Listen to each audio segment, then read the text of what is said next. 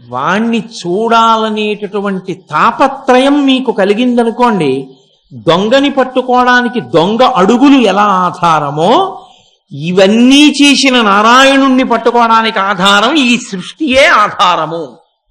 దీన్నే పట్టుకోవాలి మీరు, దీన్నే పట్టుకుని నారాయణుని చేరాలి.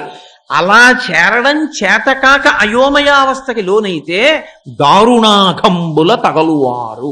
వాడికి పాపం పట్టుకుంటుంది, వాడికి పుణ్యం పట్టుకోదు, వాడికి మార్గం తెలియదు. ఎందుకు తెలియదు అని నేను అంటున్నానంటే, మీరు చూడండి, మీ అందరికీ బాగా అనుభవంలో ఉన్న విషయమే. కత్తిపూడి అని ఒక ఊరు.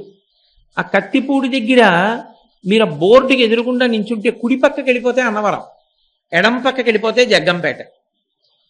అక్కడ బోర్డు కనపడింది అనుకోండి, ఇలా చూపించి అన్నవరం 30 కిలోమీటర్లు, జగ్గంపేట 30 కిలోమీటర్లు అని కనపడింది అనుకోండి, ప్రాణం లేని ఆ బోర్డును నమ్ముకుని నేను వెళ్ళడం ఏమిటండి? నా బుద్ధిని నమ్ముకుని నేను ఎడతాను.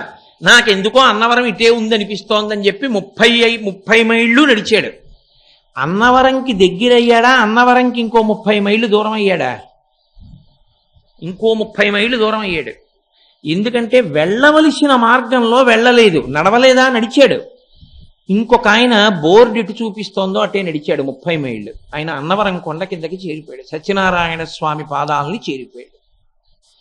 ఇంకొక ఆయన నడిచాడు, కానీ ఎటు నడవాలో అటు నడవలేదు.